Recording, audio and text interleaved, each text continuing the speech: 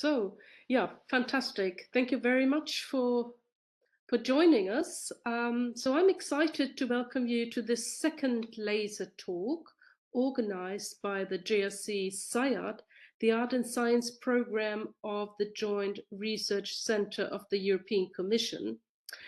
And as some of you might know, the GRC develops independent scientific research in support of EU policies.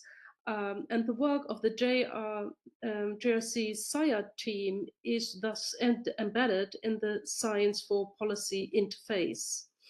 And normally Katharina would have made this introduction, but due to her problems with the mic, I will do that. So today's talk has the title, Three Cultures, the Potential for Change When Art, Science and Policy Meet. And our laser wants to highlight and discuss benefits and challenges and opportunities when these three systems, or you can say worlds, when they collide: art, science, and also policy, or say policymaker, come together to work on a common ground. The talk will be moderated by me, and my contact or connection to the SCIART team is based on the fact that I'm within 2 years working as an external advisor for the Nature Archive project. But the most important contribution today we have from artist Kat Austen, who will talk to us from Seoul. She has a studio in Berlin, but also in Seoul. So it's another time zone for her. And she will present her report that was published just recently on the Art, Science and Policy Nexus. And we will have, after like a 15-20 minute talk from Kat, we will have some responses by Philip Kahn, cultural economist, Lucia Iglesias Blanco. Berlin. Bogenstedt arrives only on Tuesday. And also Jota Thiel Del Pozzo, who is a scientific advisor at the JFK work program. But I will, in a minute, say a little bit more about the CVs of our participants. What is interesting is that the Leonardo Laser talks are embedded in a very interesting community.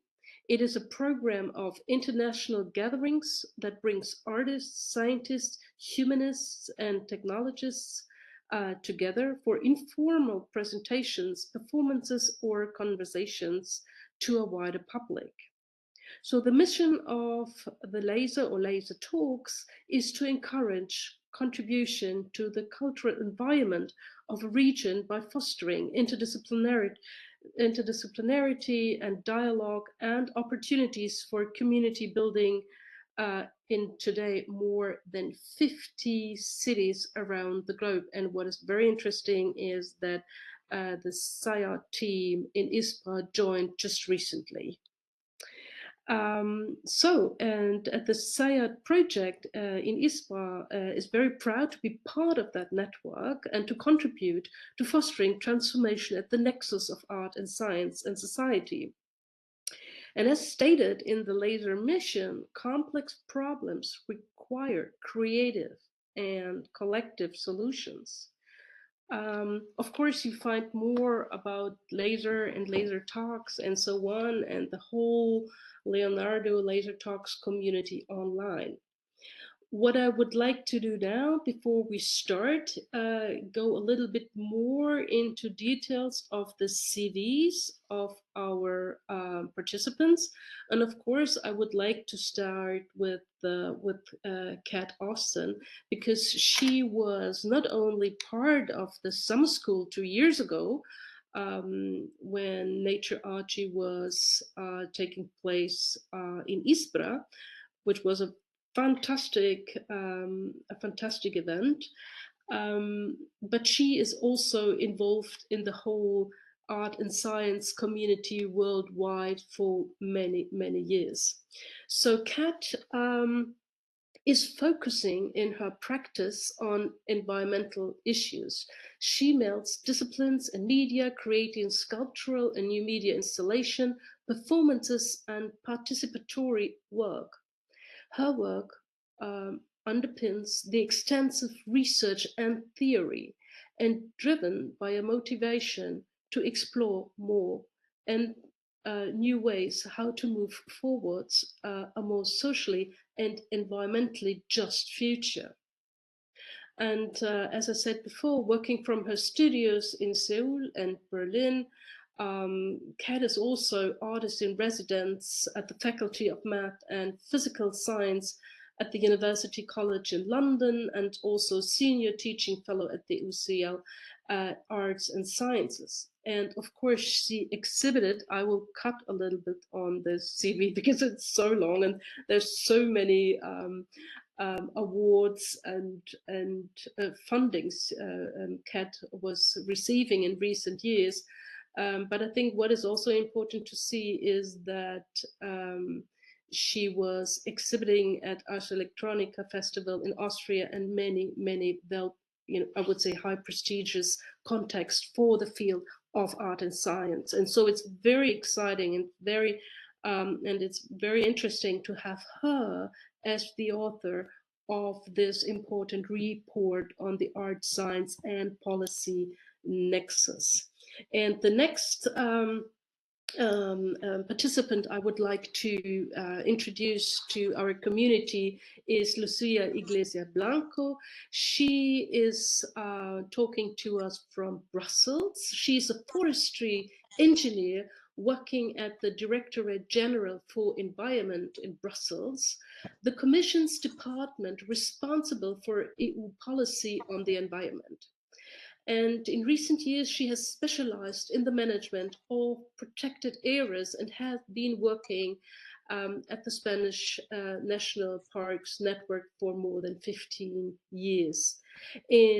Just recently, like 5 years ago, she moved to Brussels to work on the implementation of nature conservation policies, habitats, and bird directives. She also is involved in promoting EU Natura 2000. And this is very important for us because this was a context. A number of artists were very interested at the summer school. So Lucia was a hot person where artists were interested to get, to know her and her work. And so she's also embedded in some of the works that will be shown very soon in Brussels. And then we have also Philip Kelm, who's joining us. And Philip is the founder and managing director of KEA, a unique research center and consultancy based in Brussels, specializing in advising territories and organizations on culture and mediating between the cultural and creative sectors, specificities, and policy making. So it's wonderful having him with us. And Philip initiates and manages high-profile European and international projects in research, but also peer review, strategic advice, association management, and consultancy, and on creativity, cultural, digital, and sports economies. So this is not someone who's specialized, but has a broad overview. And he's also an expert advisor to the European Commission, the European Parliament, the Council of Europe, and many, many more institutions. And I think there would be a lot more to say about Philip's very impressive CV, but I leave it like that. And so I would also, at the very end, introduce Jutta Thiel Del Pozzo. And she is a very important person because she was giving a lot of, I would say, energy and inspiration to the design and the development of the SIAD project. So she's the advisor to the strategy and work program of the European Commission Joint Research Center.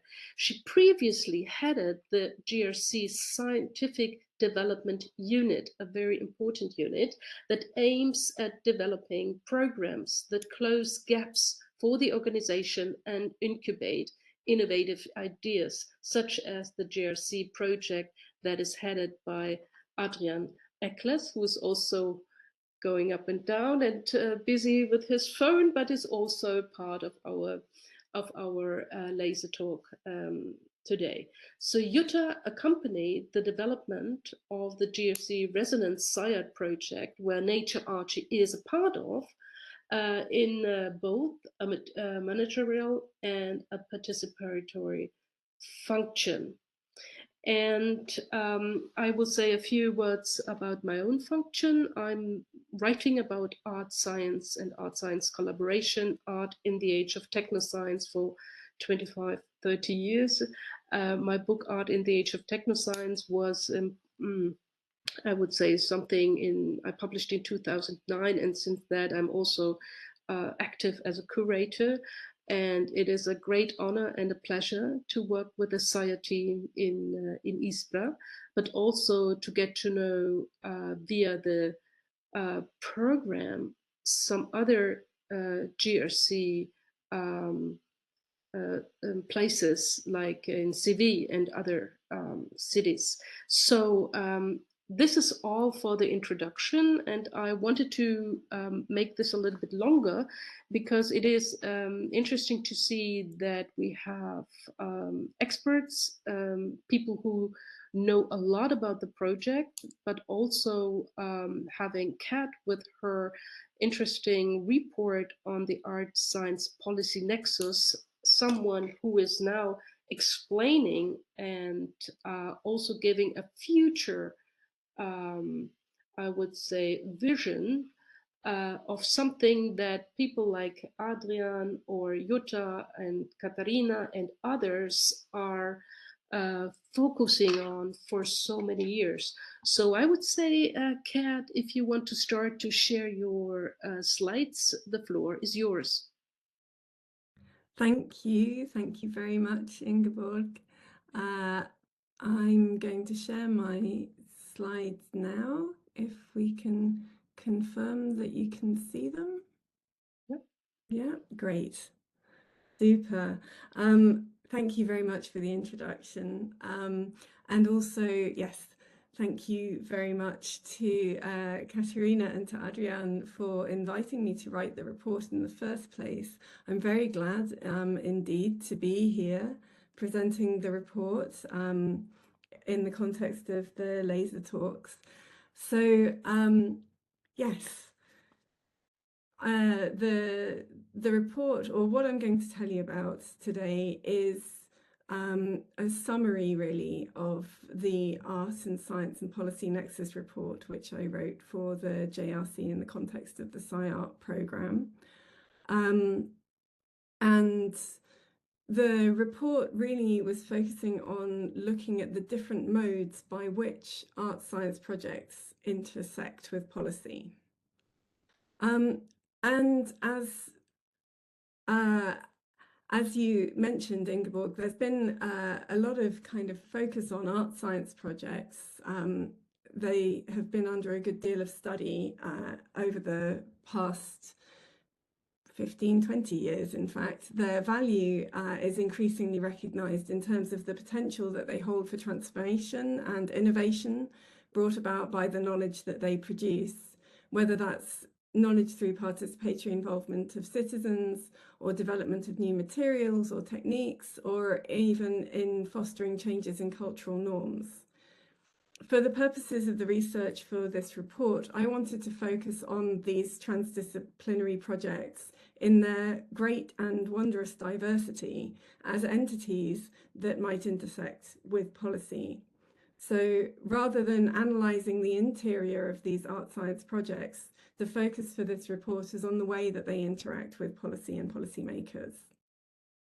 The images that illustrate this presentation have been generated by ChatGPT-4, and the prompts used to generate them are given on the slides. I thought it would be maybe nice to introduce a little bit of visual stimulus, and As I go through the presentation, I invite you to reflect on the portrayal in these images of the norms and stereotypes attached to the practice of art, science, and policymaking that continue to prevail, and whether they are representative of or conducive to collaboration and the sharing of knowledge between disciplines.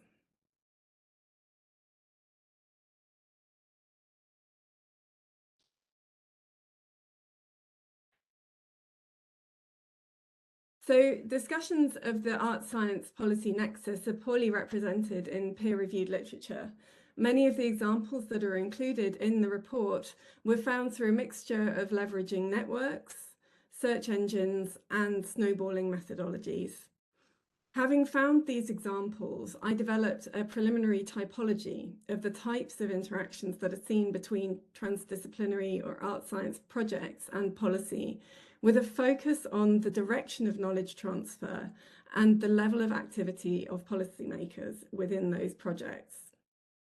It's worth noting that to develop a rigorous typology was beyond the scope of this report. This is a preliminary typology, and that there are alternative valid approaches to the development of a typology that could emerge from further analysis of the nexus of art, science, and policy.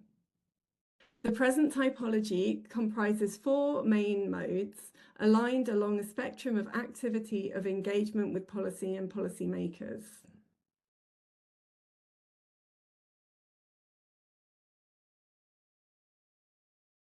First is sharing knowledge outputs. This is where art science projects and platforms share the knowledge generated within the projects with policymakers. This is predominantly done through policy briefings. It's a one-way export of knowledge, usually synthesized by those providing a platform for the projects from art science programs, which are usually presented in a formalized and normalized way to be legible to policymakers. So there's a level of translation that goes on between the practice itself and the encounter of it by the policymakers.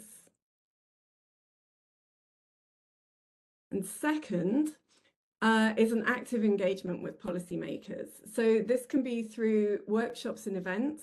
It can be by involving policymakers in discussions around topics addressed by hybrid art projects, specifically inviting policymakers to visit cultural outcomes of art science projects, such as performances or exhibitions, and through bestowing prizes, such as the Starts Prize or the Collide Prize, which was in collaboration with CERN and Barcelona City Council. Prizes here have a dual action of setting the tone for best practice in hybrid arts, art science, as well as highlighting to policymakers the focus of exceptional projects at the forefront of the field. Finally, as part of this active engagement, there are processes of adoption and integration where methodologies and concepts from art science are proposed to be adopted into policymaking methods. Art science projects also address policy in more critical ways, explicitly turning a critical lens and community-focused approaches on policies and methods of policymaking. For example, in 2021, the artist duo Fraud launched a web platform called Eurovision, which was an artist-led inquiry into the extractive gaze of European institutions and policies, commissioned by Arts Catalyst and Radar. But finally, policymakers can become part of the evolution and development of an art science project. In this case, the policymakers are actively engaged in the shaping of the artwork or other outcomes. So examples of this are the TBA 21 Academy. Recent STARTS residencies actively involve policymakers in the development of activities, often in an advisory role. These projects often have concrete impacts on policy, though they frequently focus on policy related to the process of transdisciplinarity itself, rather than external to transdisciplinary practices. The Sci-Art Summer School by the JRC brings scientists, artists, and policymakers together, as we heard, And this is at the early stages of the concept development to brainstorm ideas, some of which go on to be funded. And many of these artworks will be shown in the Nature Archie exhibition, which opens next week at IMAL in Brussels, which I wish I could be at, but I'm in Seoul. So as you see here, we have, yes, a true synthesis of policymaking with transdisciplinary practice. How can we get to this idyll? That wasn't part of the research for the scoping study, but there is certainly room for research into the efficacy of methods of engagement between transdisciplinary artist practice and policymaking, as well as research into how knowledge is exchanged between the disciplines involved, including policymaking. So this first study treats art science as a discrete operation, but research into the nuances of the dynamics of collaborations at the Art Science Policy Nexus, which can draw on research methods applied to art science practice already, would be very informative. When looking at the nexus as a whole, my recommendation of next steps are to conduct a structured exploration of the themes that are explored at the Art Science Policy Nexus, so thematic exploration, a study of the impact of art science on policy, which can be done preferably with carrying out ethnographic and longitudinal research in conjunction with interviews, site visits, exhibition and literature research. A study tracing the flow of ideas, including the iterative cycle between cultural trends and funding trends. Research into the stated and implicit theory of change under which art science projects interact with policy. Research into the intersection of art and science with activism, and historical perspectives on the transition from activism to policy making and politics. Finally, there are some steps that can be taken in order to facilitate the understanding of the art science policy landscape further. And these are brief recommendations, and I would love to hear more elaborated in the discussion. But to start off with, I would recommend from this research the creation of a repository of policy briefings that have come from art science projects, an analogue of FAIR principles for interdisciplinary project outcomes. So FAIR being findable, accessible, interoperable and reusable data. And an analogue for art science project outcomes would involve creating standards for metadata, ensuring open access publishing, creating guidelines for documentation, and supporting the adoption of Creative Commons licensing where appropriate. And finally, an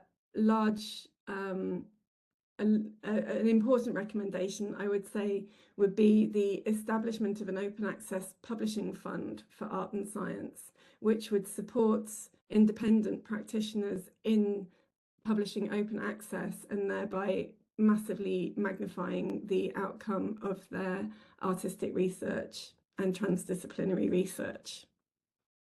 So that is the very brief summary of the report and my findings with the recommendations. And of course, the report is open access and available for download for anyone who would like to see how some of the details of that elaborate.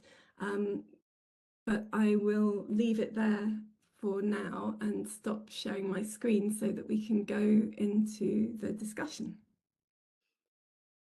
Kat, thank you so much for this wonderful introduction, and also for these co-production with an artificial intelligence.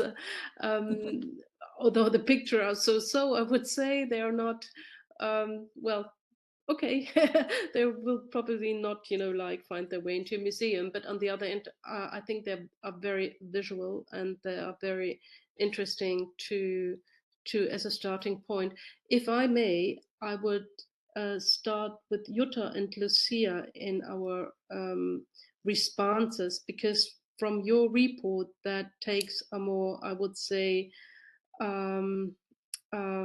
more coherent and abstract and perspective, we could go back to the SIAD policy approach of the JRC, because there was a reason why the JRC came back to the idea to introduce policymaker to scientist and the artist. And maybe we will start with Jutta, because Jutta was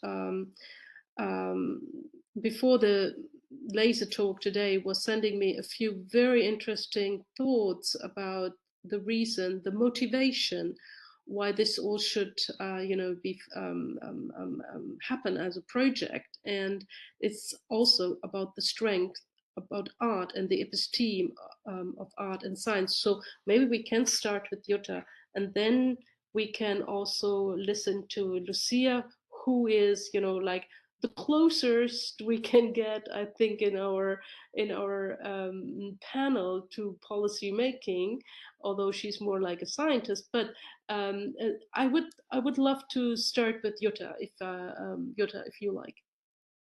Yes, sure. Thank you. And congratulations, and thank you for an excellent talk, Kat, and also a very interesting report. And I was very happy when I read your report, because as head of unit, I was still signing off the report when it went into the system. And I was very happy seeing your conclusions about the novelty of having art, science, and policy making. So, because when we had our previous DG, Vladimir Schucher, and he was very much also visionary, and he said we need something new, we need something experimental, and he introduced the art and science idea into the JRC with the idea of policy making. And he told us at the time, you need to find a niche in the work that you do, because at the same time we had a completely new unit with new projects on an advanced an Institute for Advanced Studies, etc. He said you need to find your niche that distinguishes you.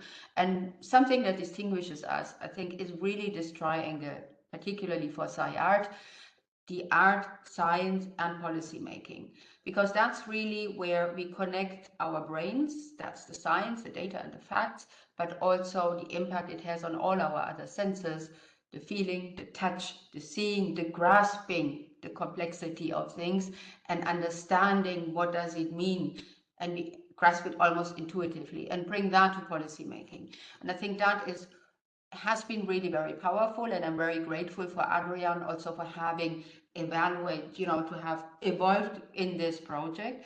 Initially, we started really from scratch. We really needed to put in a let's say a concept, a vision. I remember Adrian writing a huge vision project, which we then needed to scale down a little bit, but it's always been, let's make science and art to shape better policies so that we really improve the life of the citizens, because policy making is about designing our future. It's about not the now, but to say where do we want to get to. And for that, we need to have a lot of understanding. So thank you very much for pointing that out. And it's great to see that also in the JRC, we did find this niche. So that is just at the beginning, so to speak. And we were lucky, of course, because with the current commission, under the presidency of Ursula von der Leyen, she made democracy really one of her priorities. And she invited people to look for innovative ideas to shape this policy making better for increasing our democracy, more citizen engagement, involving citizens in understanding what is it that we need, where do we want to go to. New European Bauhaus is just one example there. But within that, I think we could flourish. And it's been a small team. So what we really needed to hope for was a snowball effect. And I think that is slowly taking place. And yes, Ingeborg, we talked before the start. It's almost 10 years. Next year, it will be 10 years that we started with the SciArt in the jail. Well, 2015 was Frank's kind of the initial, I would call it the feasibility study. And then we started in 2016. But I think next year we could celebrate a 10-year part. And we said it would take that time to settle. And it's not been easy. We need to convince people. It's not easy to convince the scientists. They're also very busy. can be opinionated, they see their own world and they don't understand what would these artists bring in. And I think what we managed to create is the time and space to experiment for scientists, for artists, but also for policymakers.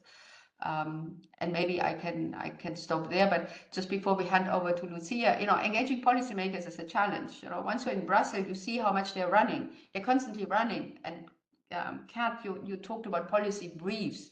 Yeah, but I don't have time to read a full report. Everything needs to be condensed into paragraphs. And if it's only one, even better. Yeah, it's like always, we need to do this, we don't have time. And then art slows you down. You need to go to see an installation, you see to touch and you start thinking and it starts slowing you down, but in a really positive way. It gives you time to grasp all the context differently and maybe even faster than all the reports that you could read otherwise. And I think scientists have realized that, policymakers start realizing it. I saw Stephen Davis is also listening in. So we hope for this snowball effect, that also policymakers start seeing the track and start building on it. And maybe it doesn't need to be a movement of 100,000 people. We just need to have the right people who then influence the others. And maybe with that, I can hand over to Lucia.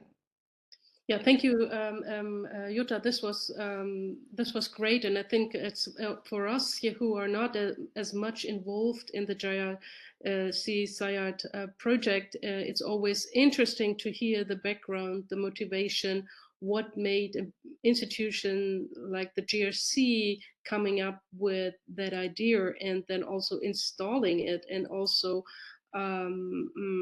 spending so much effort and time, especially with Adrian's group, to make it possible. And this reminded me a lot when I was just finishing my PhD like 20 years ago. I had the option to meet John Schellenhuber, who was by then still the director of the PIC in Potsdam, and he made a project called Tipping Point.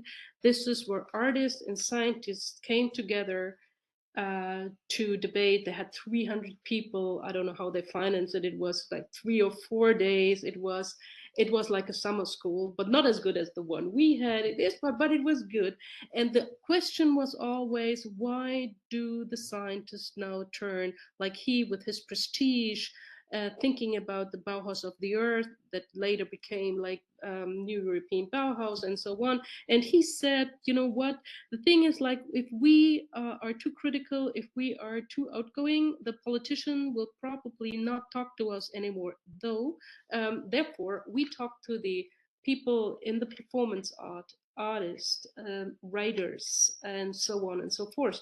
We want artists to collaborate with us, to talk about all those issues that will, all those global challenges that will lie ahead. And I think this is something that the JRC SciArt project is, with the triangle, what you described, art science and policymaking, is doing in a fantastic, I would say, prototype way. So now we have Lucia as a giving a response to what Kat just said, but you can also, if you want, it's not just only limited what Kat said in her report and her presentation, but also, of course, what Jutta just said. So the floor is yours, please.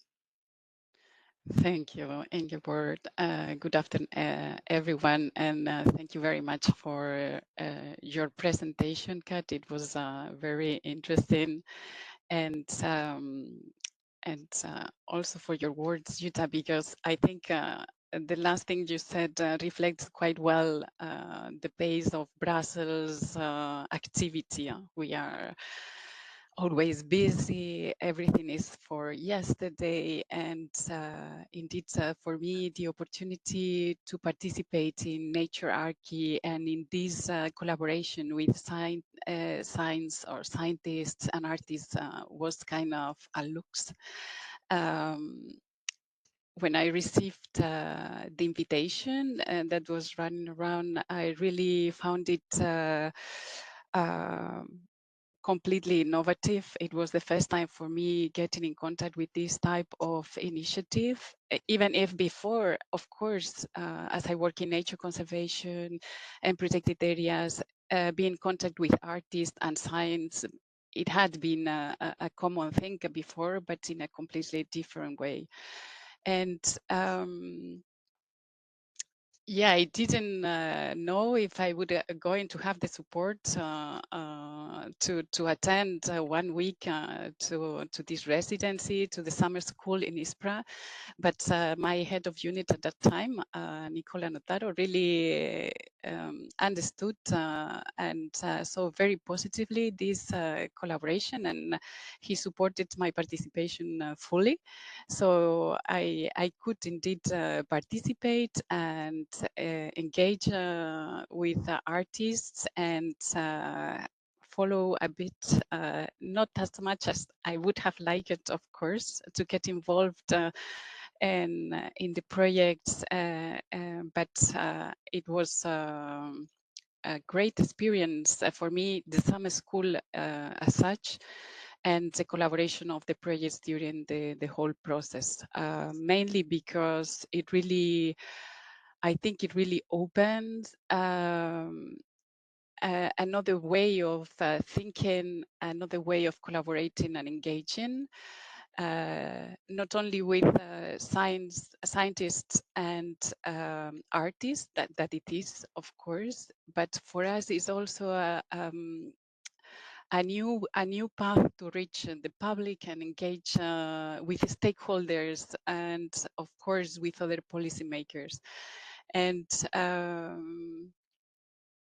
I really believe that this is a great opportunity for the Commission. I mean, thanks to this year's initiative, to get in contact with this possibility, and to get involved much more with this type of initiative, trying to sometimes get the space and the time to get in contact with artists, to think in a different way, to exchange, to take the time to experience this the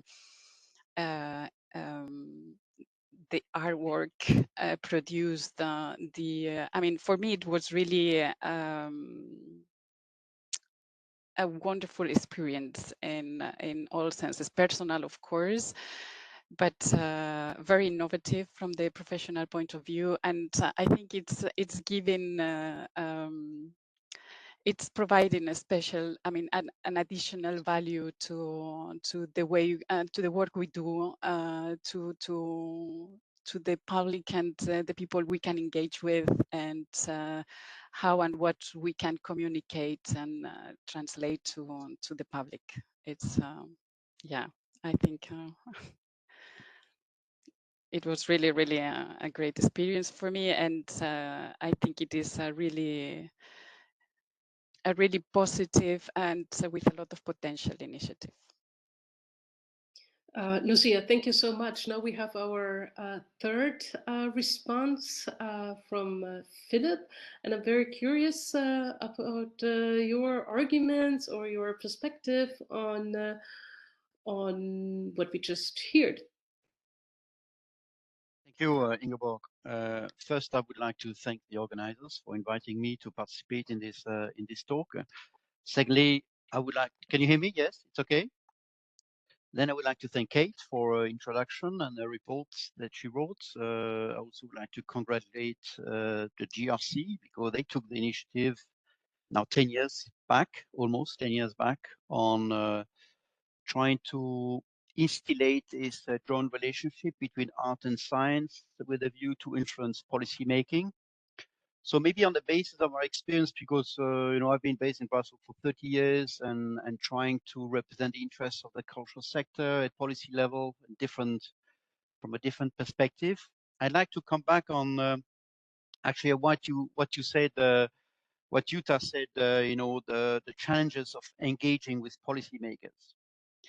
And I think indeed this is an important issue, especially in a context where artists, the arts, creatives are not very good actually in engaging with policymakers, nor are the scientists. And so it needs to be thought about what are the tools to be set up in order to have an influence on policy making. Because as is what's said, you know, policymakers have their policy agenda. They are focused on priorities. And unless you fit in within those priorities, unless you can develop a language that fits with those policy priorities or the legal competence of the institutions you are talking with, and not only the European Commission, but could be international organization, can be member states, can be regional, can be city authorities. So it requires a language, development of a language that fits with the purpose of the policymakers, so that they can engage with you and they can see the advantage in the context of the day-to-day work. So they think the first thing is, how do you fit in, and how do you develop the language which actually helps those policymakers? Because the idea is not only asking support to the policymakers and see how you can support policymaking. And then secondly, the other reflection on in parallel is to, how do you influence policymaking? And here again, this is something very important to bear in mind, is that you need as a sector to organize yourself, to set up organizations.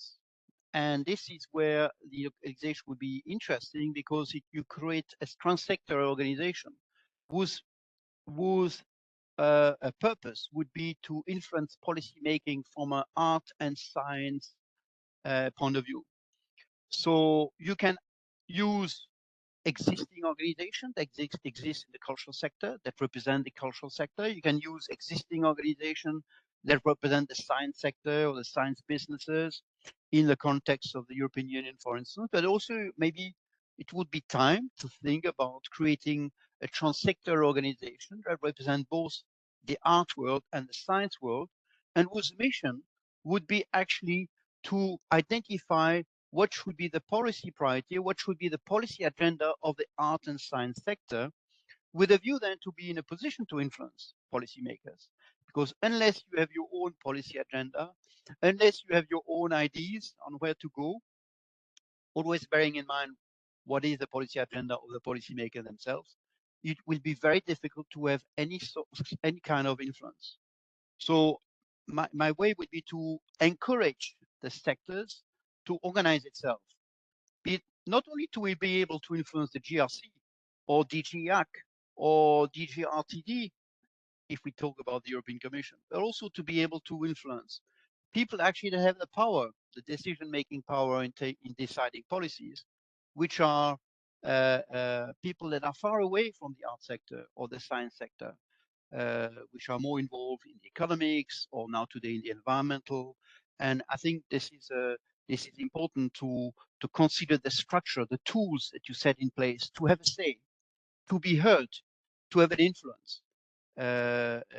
Not only the Commission, but the European Parliament, at member states level, at city level, at regional level.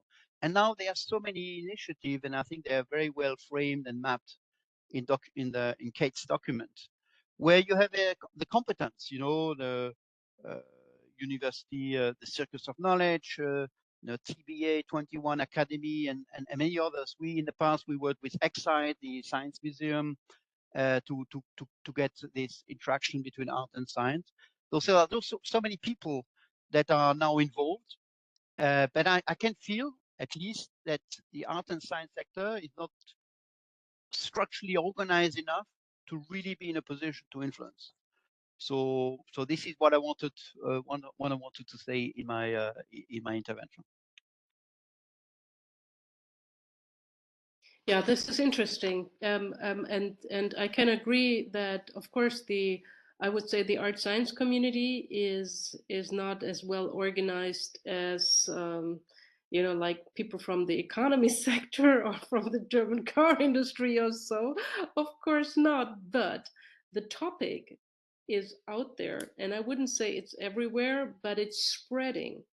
It's at any art school in the world. It is in many exhibitions. It is, and maybe Kat can say a little bit as an answer on that, or also, of course, our audience.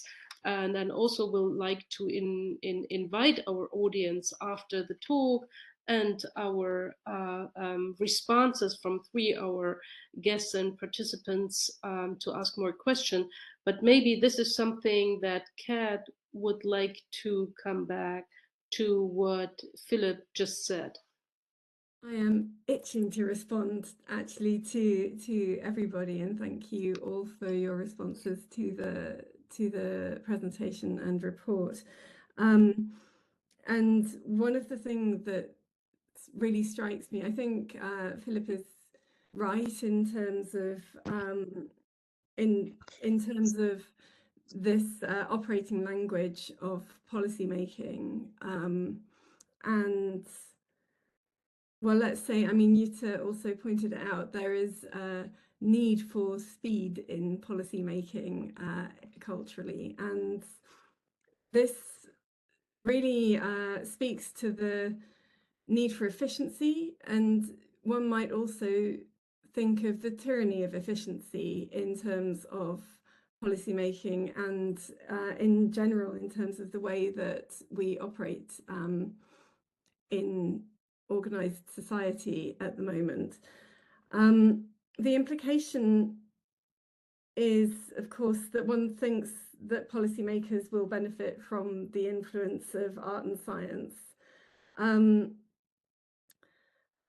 And one of the ways to do that is to transfer the knowledge in using a language that policymakers will quickly understand, and through regular modes of communication, which was the first modality that I identified in the typology of how art and science intersects with policymaking.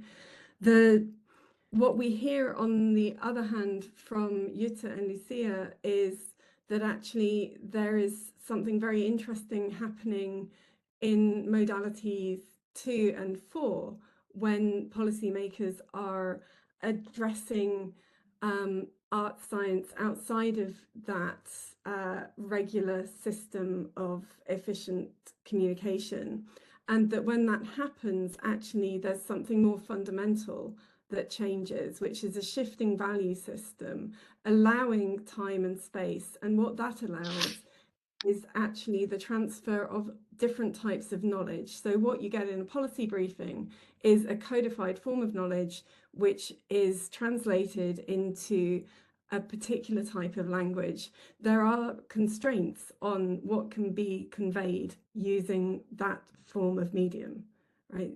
It's no surprise to anyone that the medium is the message. We know it to a certain degree.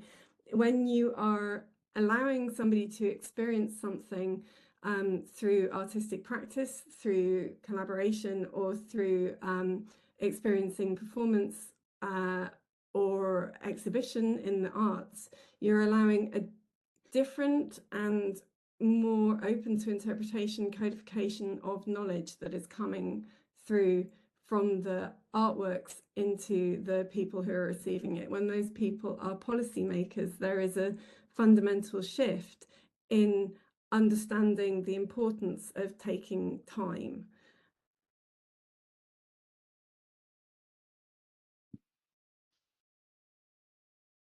Ingeborg, could I react to Yeah, sure, please. Jutta, go for it. Okay, thank you. No, but thank you very much, Kat, for pointing this out, because Ingeborg said before that I was following Art and Science as a manager, but also as a participant in a participatory, and I can only confirm that. I think what you get with art and science installation, you grasp a concept through your feelings. And I had once someone telling me, once you know something, you cannot unknow it, but we can forget. But once something has hit you with your feelings, I think that's far more difficult to forget. And you really get an impression. And I had this one case that I keep quoting, was an installation on migration where they put migrants into an animal cage. And it was a really brutal one. But, you know, we're saying, you know, why are you in the cage? And they're saying, well, because this is our reality. We're not free to go anywhere. And I think this had such an impact on people. And you don't never forget that image when you think about a migration camp, and you can read many reports about hardship, but it does not have the same impact. And just to say that, I just wanted to add to regarding the time constraint of policymakers. I think we've been respectful of that, in the sense that we realize we need to bring, the mountain to to Mohammed. So we bring the installations to Brussels, that policymakers can at least engage, at least during a lunch break, or maybe organize meetings around, but don't spend a whole week in Ispra. So we realize that would be very difficult. But what I would like to say to Philip is, language is important, and influencing policymakers is important, but not only at the end of the cycle. It's really important to get involved right from the beginning. And I think that is what we have been trying to do, is how can we get policymakers from the beginning of the thinking into a cycle, already anticipating what might become important. So this anticipation part is not easy. JRC is at this interface between science and policy, and we've been battling with that a long time. How do you bring science to policymakers at the right moment in time? No point to come in when all the legislation is written, but if you're too early, they say, sorry, I have no time. So when do you inject the things at the right moment? It would almost need a daily interaction of a different quality, and I think that is what we've been battling with, and that's what we try to achieve at different moments. And that's this is the challenge we have, but I have the feeling, as you say, Ingeborg, there is a movement, things are happening, and I think we have a chance now to make it happen, to make it better. We have someone, and this is Paul Smith from the GRC. He was raising his hand, and I think he's coming up with a question for us. It's more than a question. It is actually a remark, because a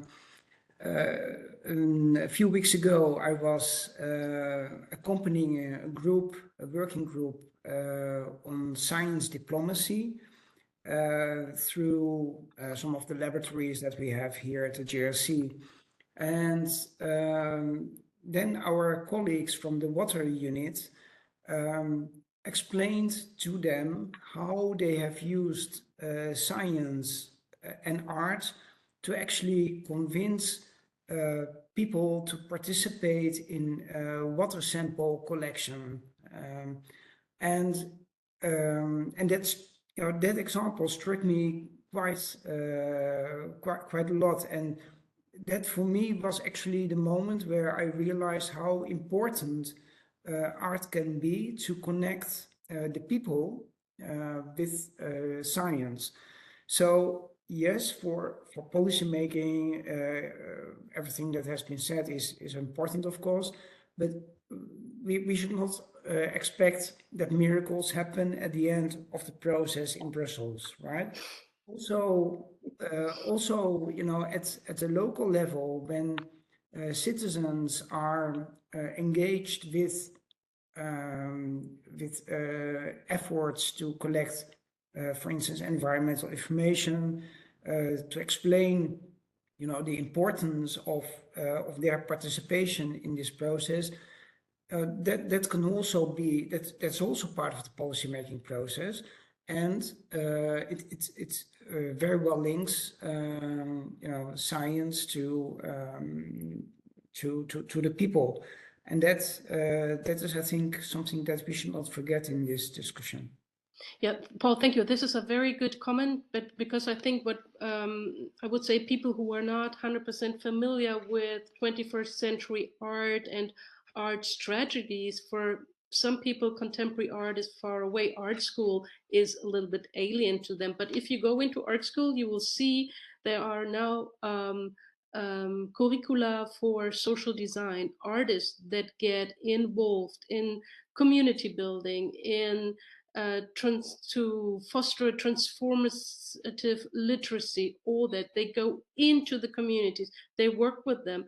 They're not like social workers. They developed artistic strategies, and very often hand in hand with science, because they want to get the things right. They don't want to yeah, because whatever they communicate, especially in the field of global warming and so on, they need the help, and the advice and the knowledge and everything also from the science side. And this is not science communication. What artists do is quite different. And this is very interesting, the example what you showed us. And there will be one Haunted Waters, there will be one project in Brussels very soon that also tries to go into that direction. But I have to say we have another hand up, and this is Manolo Herrera. And so we have another question from the audience. Thank you, Paul. Thank you so much. I'm enjoying the talk a lot. And I'm Manolo Herrera from the University of Seville. And I have one reflection and question to the panel. I work as an independent expert reviewing a research project for the Horizon Europe call, right? I cannot disclose too much information about it, but still, one thing that we evaluate, and I've seen that many of the projects partially fail or is some sort of shortcoming that they have is in their scientific communication and dissemination strategies. So I wonder how we can help those consortium who are applying for those European Commission projects call to improve their scientific communication strategies through the intersection of art and science. Because they are using again and again the same, or they're proposing the same strategies, like, yeah, we're going to open a website, we're going to open social media accounts, or we're going to disseminate through, you know, like seminars and so on and so forth. But I'm not seeing them addressing this wave, as you mentioned, Ingeborg, that is starting to spread this word of sci art and the benefit of it. So I wonder, what do you think that we as a scientific community and artist community can do to help those consortiums to reach a wider audience and be more efficient in their communication strategies? That's an excellent question. And the only thing I can say, because sometimes I work in the assessment part when there are huge consortia asking for money, and for the colleagues in Brussels who have to like on a professional basis work on the assessment, it's very difficult for them to find experts in the SciArt field who could, you know, like help with setting up, you know, I wouldn't say the calls, but then to assess those 30 pages, what most consortia have to hand in, and even more paperwork to go through. And I think after the opening of our exhibition, if some of those colleagues who are looking for SciArt experts, if they come to IMAL and see, there are names they can refer to, maybe things get a little bit better. But very often it's about communities. They do not know whom to reach out to. And as we heard also from Philip, is that art is not as much organized as other sectors. And you can reach out to one artist, but how do you know that he or she or they is exactly what in the end you're looking for? Very often it's the wife or the daughter or the father-in-law of someone. Very often it's a personal connection, because people, and a lot of people are not gallery goers. They don't go to the openings, they don't go to the gallery weekends and see whom to approach. In the end, we need a huge summer school for everybody, but this is very difficult, I guess, to do. But it's about bringing networks and I would say communities together. But this is, I'm quite sure that other colleagues from the GRC Cosmos can say a little bit more qualified about, and can talk about that a little bit more qualified. But to me, it seems like an issue of people not connected to the art world. And this is not easy, because very often the art world is is not as open as what we, for example, do now with Imal, where we have, you know, like a low entrance idea that people can come, they get invited, we have an outreach program and so on. But maybe oh, we have Philip. Philip wants to say something. Yeah, first I would like to thank for the intervention and a very good question, actually, because we in our experience, we sometimes get involved in horizon projects, research projects, because of our connection with the culture and creative sector, with a view to handle communication and dissemination as part of the projects, as well as very often policy recommendations, because there is a skill that is required in order to address policymakers. The thing that I was saying before, need to understand what is the policy agenda and fits in what the impact of your research project within this policy agenda. But I think before we go to analyzing the research project you are doing now, you have to realize that when you mount a consortium and you propose in the consortium that you involve some artists or creative businesses or art centers, it is not necessarily something that will help you win the tender, because there is a lack of understanding how this collaboration is bringing innovation. So whilst among ourselves we know this, but the outside world is still need to be convinced. So we have had a situation where we built very strong consortium with a mix of, and there are many different reasons why a project is not selected. But sometimes what I want to say is that the competence and skill of artists or the cultural sectors to bring into the research project is not valued to the extent it should be. And this is the problem we are facing with. This is just what I wanted to say. So we have Kat, then we have Lucia, and then we have Jutta. So we start with Kat, and then we have Lucia, and at the end of this round we have Jutta. Please, Kat. Thank you. I have two responses. Thank you very much for bringing this up, Manolo.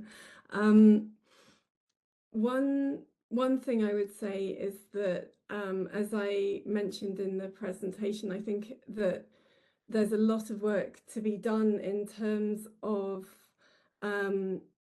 making more visible this kind of collaboration so that people can be found. That's one consequence of making this more visible. Another would be that the knowledge that's generated from these projects is more widely available. And as I mentioned, there are a number of strategies by which that could happen, including increasing academic publishing output, which really will help things like funding applications find people that are working in the relevant field. There's another point to make, which is not directly providing any help to answer your query, but the point is that there's always been a slightly uncomfortable relationship, I would say, between arts and science and arts being used as a communication tool. And there are arguments for both. My approach normally when I'm writing about art and science is to explore the further end of art and science coming together and producing new knowledge. And I think that this can be, in the end, more moving and more interesting in terms of an output than communicating. But by the same token, there are absolutely wonderful projects where art is more of a communication tool of the knowledge that's been generated by scientific projects. That being said, it doesn't go without saying that introducing arts into a project will lead to better communication. It can lead to more knowledge that is just as esoteric for the public to relate to. It can lead to participatory projects, as we heard from Paul Smits, where the science is felt by the public, or it can be a beautiful illustration that is wonderfully legible to the public. But there's such a wide diversity, and different modes of operation will be important for different projects in different circumstances. Yeah, you're right. I only can say yes. This is and this is, I think, the big strength. It is, and when you say, or when Philip says, you have more to to cluster or to speak with one voice. This will never happen in science. This will never happen in art. So and now we have Lucia, and then again we have Philip. But Lucia first, and then Philip, please. Well, I would like to just simply give my own, my perspective from my experience. So I cannot, it's just perhaps also because my policy area, that is nature conservation, is perhaps a bit different than others. And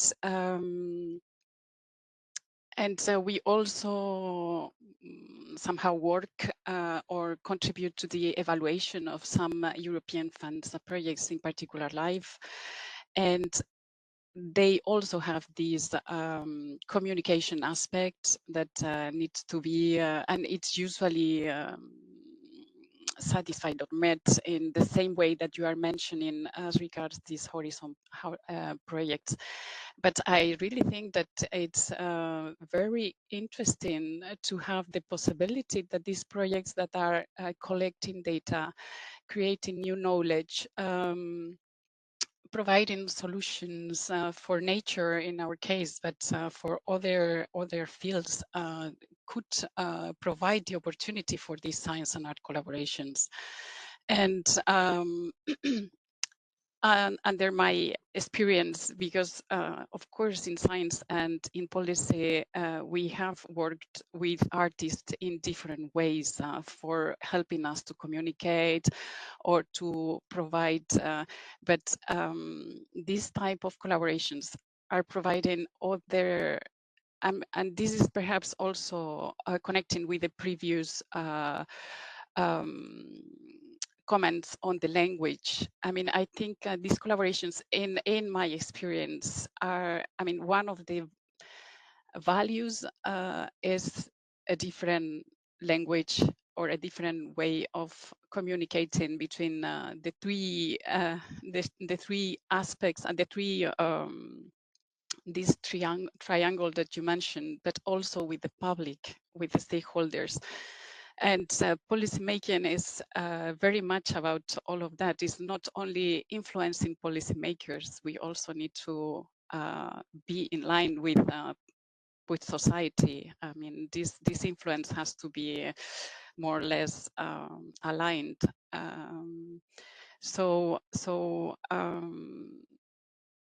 One of the values that I see of science and art and policy making, including in these projects, I mean, I think this open or could open a great opportunity for science and art collaborations and policy implementation. And I really see that this is an opportunity also to engage with the public and connect with them in a very different way, but under this different type of language, kind of communicating each other. I mean, in a different way, but somehow with a easier way to understand each other, I would say. And now we have Jutta, and then we have Adrian with a comment. Yes, Adrian, was your idea to talk about the easy? Because then I'm not going to talk about easy. Kind of, okay. Well, I should be saying many things, but I have to leave because I'm called away to solve one of the many problems that we have for the upcoming exhibition. But I wanted to say two things, I think, to Philip, yeah, who talked about the need to structure.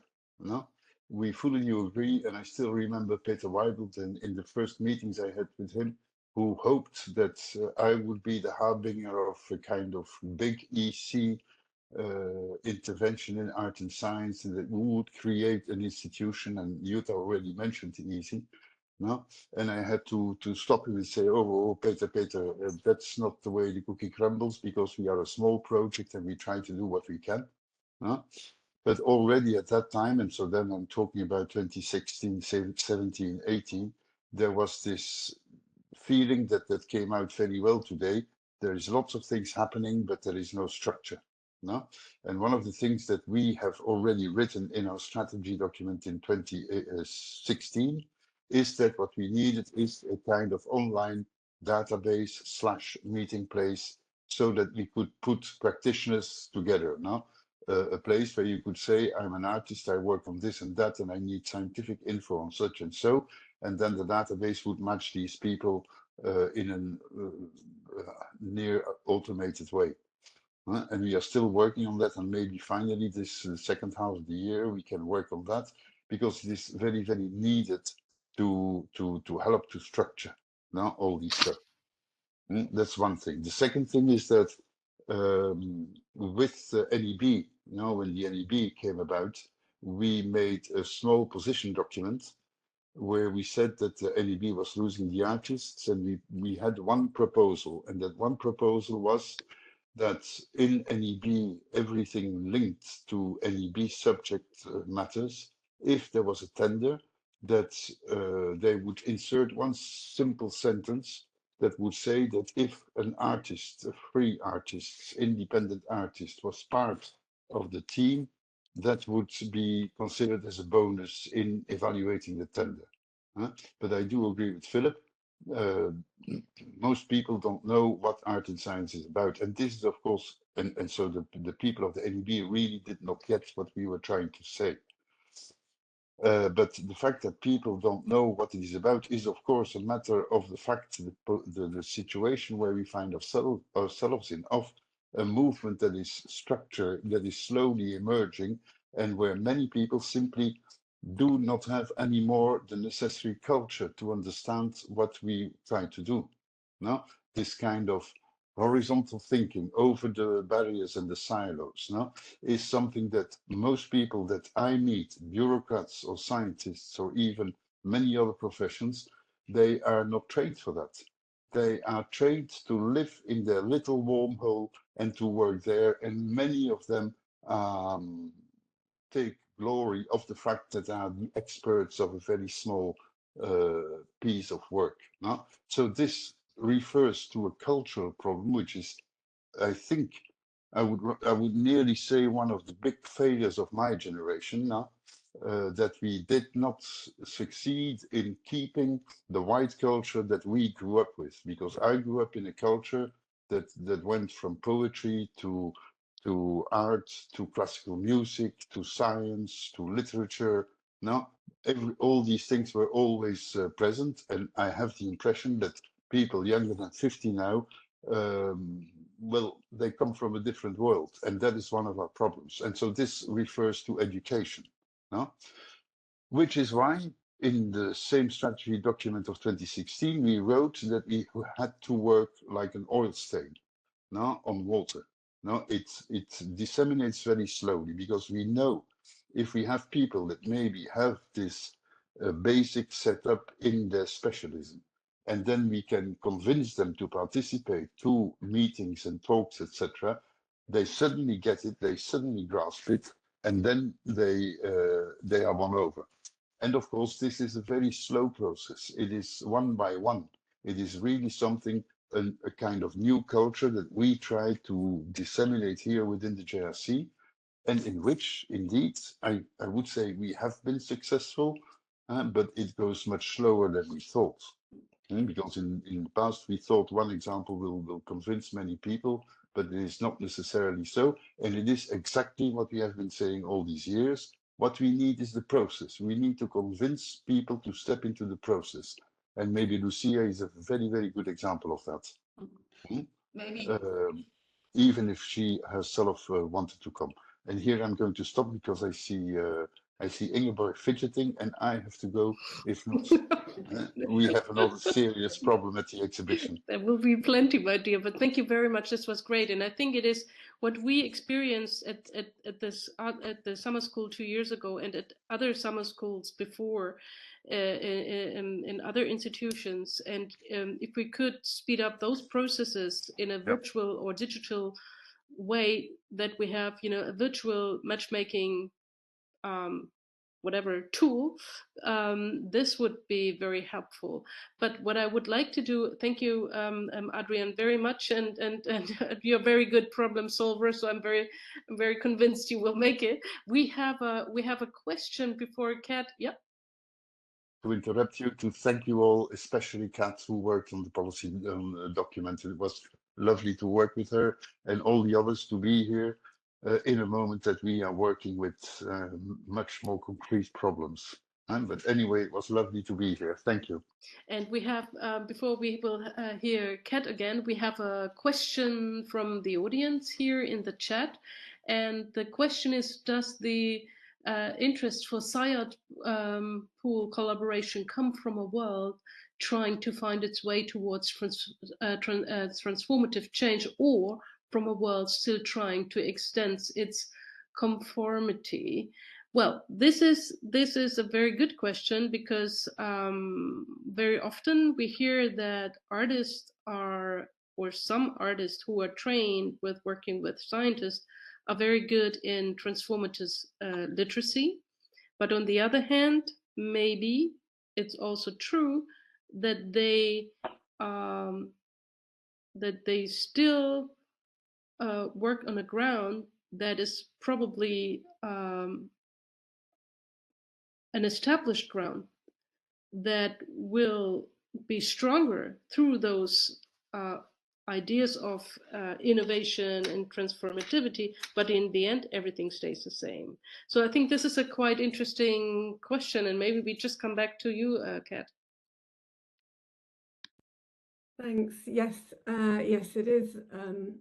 It is an interesting question, and I would just respond very quickly to one of the things that Adrian said prior to addressing it further, which is just that there is a definite need for more success stories that are communicated as such in terms of these kinds of collaborations. And it's something that has been lacking from art and science dialogues as much as it's lacking from art science policy dialogues. It's these stories of concrete causal chains of why it's important to be doing these projects. What is the impact of them, right? And this kind of impact analysis is something that's really difficult to do methodologically, but very, very important. And I would say even more important in the art science policy space than it is in the art and science space, because that's going to really kind of open the door to further collaborations and changes in these siloed thinkings, right? So, and I would say that sort of leads on to answering Nu's question. It was Nu, I think. It was a really lovely question. I would say it's, I don't want to generalize in terms of worldviews and people's motivations, but in my experience, the people with whom I interact in this space have one thing in common, and it is trying to work for what they consider to be a better future. And particularly in this sustainability space, in a more just and sustainable future that has less suffering and more equity. So the mode by which people believe that will happen can vary, but I think that in general the discussion is about transformative change. It's not about extending conformity into further and further reaches. It's about effecting substantial changes in the way that things are done in order to achieve a sustainable future. Yeah, that's, and I think that, you know, I think that I have always thought that art, science and transdisciplinary projects are a good way of doing that, for the reasons that Adrian highlighted, which is that it's a different way of thinking. It doesn't supersede or replace specialization and deep knowledge into hyper-specialized fields, which is also very important. But what it does do is question, critique, and provide contextual and connective ways of interacting with knowledge spaces to change perspectives and to disrupt ways of doing and ways of being. And we do see a cultural shift. We have seen over the course of the last 15, 20 years, really a substantial cultural shift that is even making its way into regular cultural dialogues. And I think that you can trace a lot of that back to this attack on siloed thinking. That is a reaction itself to the emergence of siloed thinking and hyper-specialization. Yeah. I think we still have Jutta with our last one of our last comments. We have a few more minutes, so to wrap up. But I think it is an important one of the final comments is from Jutta, please. Yes, thank you. I put a comment that I wanted to say before into the chat on, you know, how maybe we could be more strategic in involving people that would then place this snowball effect. Now I can say that at least from the side of the JRC, it was really the idea to be transformative. So the program that we have here by our previous DG, he really had the vision that we need something that drives the transformation in how we work, how we reflect, and how we capture these sentiments in society and the big problems. So he had really the vision that through artists, we become more holistic and we be able to really understand what are the issues that are driving people that make them fear. So he saw, for example, AI as one of the big threats or drivers, or either way how you see that. He did notice the populist movement and the polarization of our societies. And so our art and science program was definitely started as this transformative, or one of the transformative issues that we could do. Just saying one more thing to the heterogeneity of art and science. It's true also in the commission. So there is the STARTS project, which is more art and technology. There is arts and culture. There is arts and science. But there's definitely an overlap. And there is also an appetite to, you know, work at the interfaces of that. We started doing that, but then COVID came. So with COVID, we kind of got stopped in our tracks, but I think that opens the opportunity, because now we have tools to create a virtual meeting point. Before it was always physical, but this virtual, you know, Adrian talked about a database. I think we could be, you know, go beyond that and really create a physical, virtual space where you can actually see someone, talk to someone, or have a database where you have things. And maybe we need to work together on that. Our team was too small. It's maybe something to pick up again. There's definitely been an appetite for that, and that would be a big push into the next commission. I hope you all go and vote for the right parties. You know, go and vote for parties that are not trying to destroy the democracy from within, and rather see the value of being innovative. Yeah, I think that's my last comment.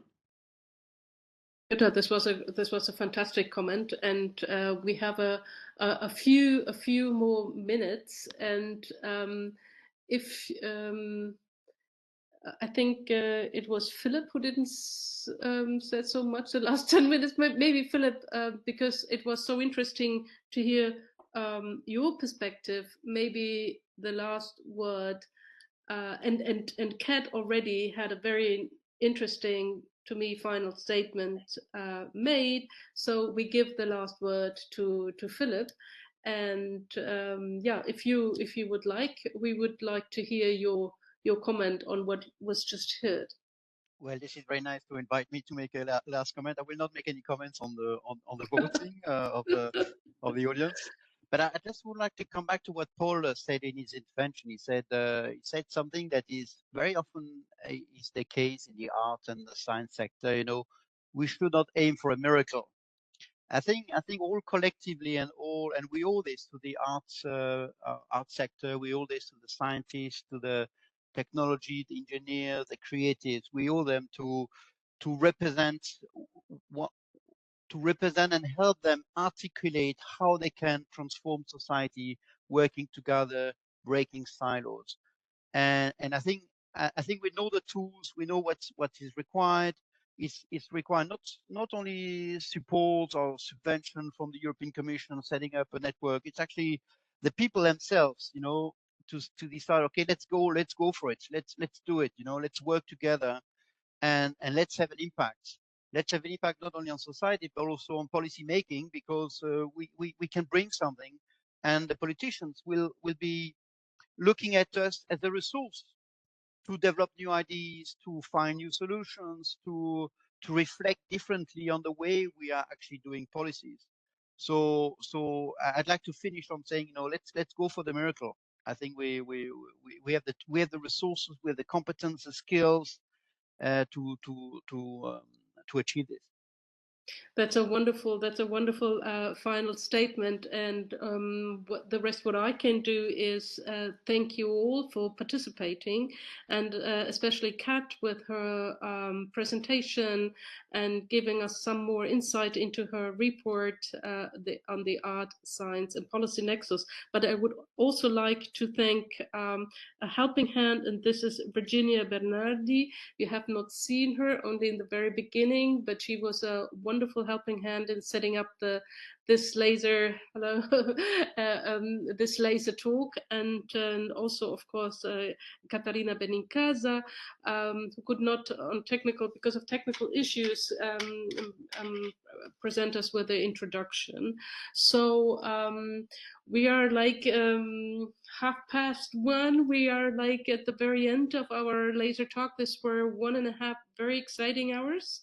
Thank you so much for participating, and I hope some of you are curious to download the report of Kat and learn a little bit more about her arguments, about what she was presenting, what kind of examples she's presenting, and that we probably see you in Brussels at the 24th at IMAL at the Nature Archie exhibition opening. And until then, we will be very busy, like Adrian was solving a couple of more problems, but I guess we are good problem solvers because we work interdisciplinary and we have the helping hand of wonderful artists. So this is all for today, and yeah, all the best.